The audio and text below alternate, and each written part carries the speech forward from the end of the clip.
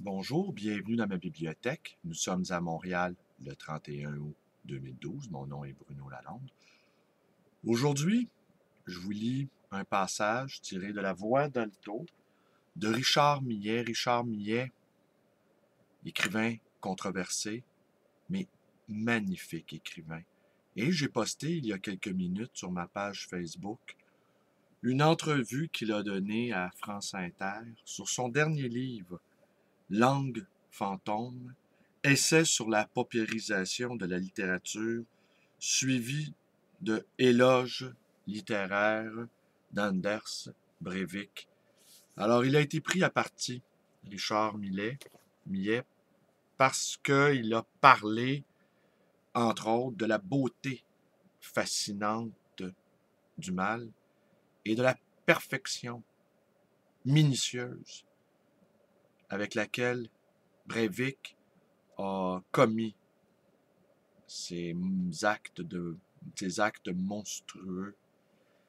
Je reviendrai sur ce texte que je n'ai pas lu et que j'ai commandé à l'instant sur le net. Mais je vais vous lire aujourd'hui, donc, Richard Millet, La Voix d'Alto, un passage d'une seule phrase qui s'étend sur une bonne dizaine de pages. Une phrase proustienne, n'est-ce pas? Roman, récit, où Richard Millet raconte sa liaison, entre autres, avec une Québécoise. Alors, je ne peux pas vous lire les 15 pages qui ne font qu'une seule phrase, alors je vais y aller en plein milieu d'une de ces phrases.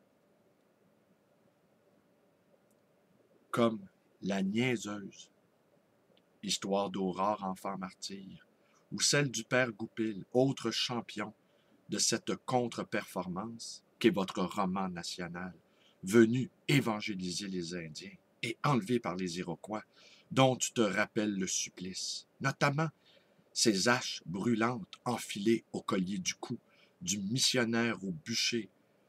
dont les flammes te donneraient bientôt une idée de celle que tu allais connaître à cause de ce que les langues taisaient et qui était évoqué dans les autres livres français, particulièrement celui dont la reliure blanc crème te faisait songer à un gant de femme avec son titre écrit en lettres dorées, Madame Bovary,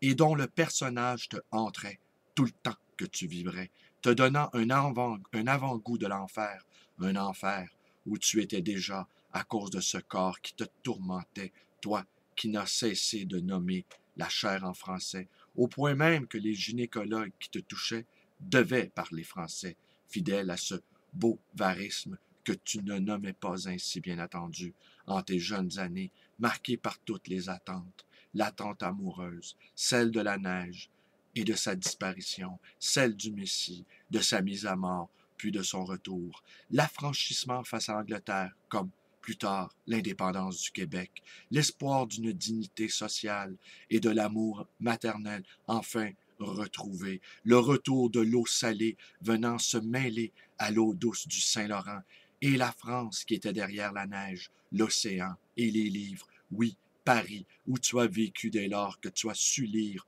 dans ces livres français, dévorés à la lueur d'une lampe de poche, la nuit, la lecture et la maladie. Seule façon d'échapper à ta mère qui respectait ça et rêvait de l'Europe elle aussi, qui aimait cette vieille Europe qui était au bout de la neige, se disait-elle, comme toi, en regardant couler le fleuve vers son embouchure, Anticosti, Terre-Neuve, Nouvelle-Écosse, et puis, au-delà de la mer, l'Irlande, la terre d'émeraude, saluée le 17 mars, selon cette tradition dont le kitsch rejoint le mauvais goût québécois, des innombrables calvaires blancs dressés à la croisée des routes, Jésus de plâtre, grande balançoire à quatre pour oublier un peu l'ennui de l'enfance, parmi des flamands en plastique rose, des négrillons en livrée ou en tenue de baseball, menaçant ceux qui marchaient sur la pelouse, signes en ciment servant de bac à fleurs, tout comme ces vieux pneus peints et aménagés pour former des massifs de fleurs,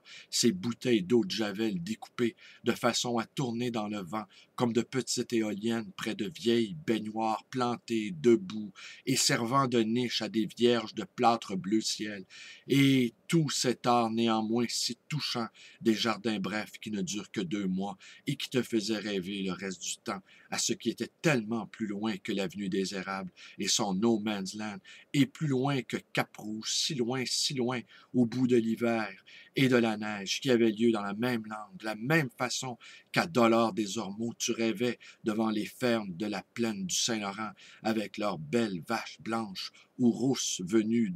du Charolais ou de ce Limousin dont on disait que ton arrière-grand-père était parti pour aller à Boston engendrer ce fils qui était venu s'installer à Québec pour y contempler les étoiles et engendrer à son tour celui qui n'est jamais vraiment revenu de sa fugue en Louisiane, ton père donc. Louisiane et Limousin,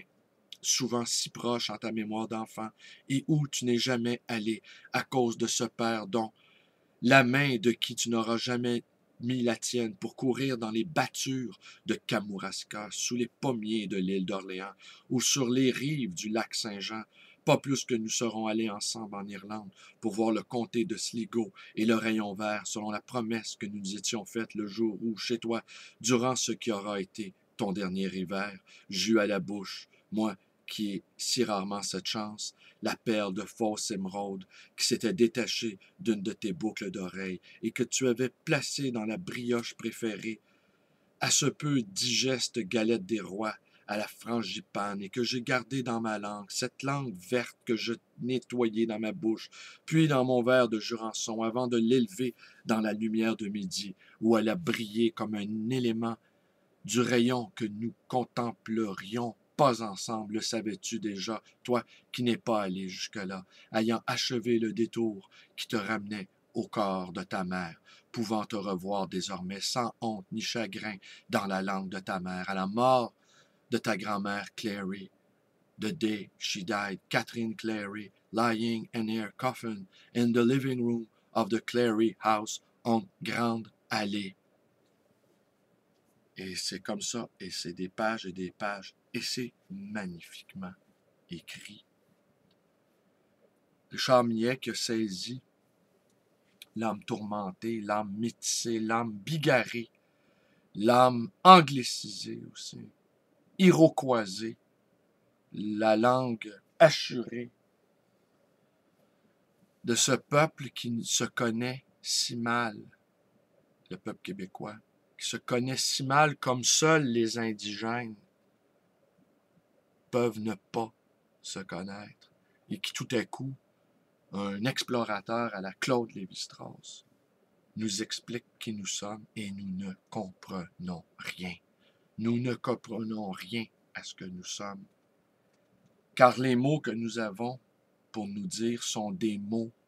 bâtards, sont des mots empruntés, sont des mots découpés, sont des mots qui ne sont pas les nôtres. Le français, cette langue étrangère. Les Québécois sont tous bilingues, au minimum. Le joual, cette langue dont nul ne parle, ce créole du Nord, ce créole anglicisé, bâtardisé, et le français, cette langue étrangère pour la majorité d'entre nous. Alors j'aurais aimé vous parler de ce livre où il est question de Anders Breivik. Je vais vous en parler dans quelques jours quand je l'aurai reçu. Sachez simplement que l'entrevue qu'a donnée Richard Millet à ses journalistes de France Inter est un exemple de mauvaise foi. Nous tentons, les journalistes tentaient de l'enfermer dans une logique, dans une langue qui n'était pas la sienne, et de l'incapacité que nous sommes de réfléchir à ces tueurs de masse qui sont décidément de plus en plus nombreux et que seule la littérature peut peut-être nous expliquer, là où la psychanalyse et la sociologie auront échouer, sans doute. Alors, c'est tout pour aujourd'hui. Mes vidéos vous plaisent, et bien, vous pouvez vous abonner à ma chaîne YouTube B. Lalonde. Si vous avez des anecdotes sur l'un ou l'autre des écrivains dont il est fait mention dans mes vidéos, n'hésitez pas à m'envoyer vos commentaires à blalonde, blalonde@aei.ca. Je partagerai vos commentaires sur ma chaîne YouTube. Vous pouvez également aller visiter ma page Facebook qui est publique, devenir un ami militant. Vous pouvez également me téléphoner à ma librairie 514-736-0999. Vous pouvez également me rendre visite à cette librairie d'occasion et d'ancien Le Libre Voyageur. Et ce soir, 31 août, à partir de 9h, une marche nocturne débutera, place Émilie-Gamelin. Et nous allons marcher toute la nuit dans la ville de Montréal pour à la fois appuyer le mouvement étudiant et à la fois dire notre mécontentement de cette administration néolibérale, corrompue, inféodée au pouvoir, aux forces de l'argent. Bref, nous allons tenter d'ouvrir une brèche dans la conscience collective. Alors, merci, c'est tout. Merci, bonne journée.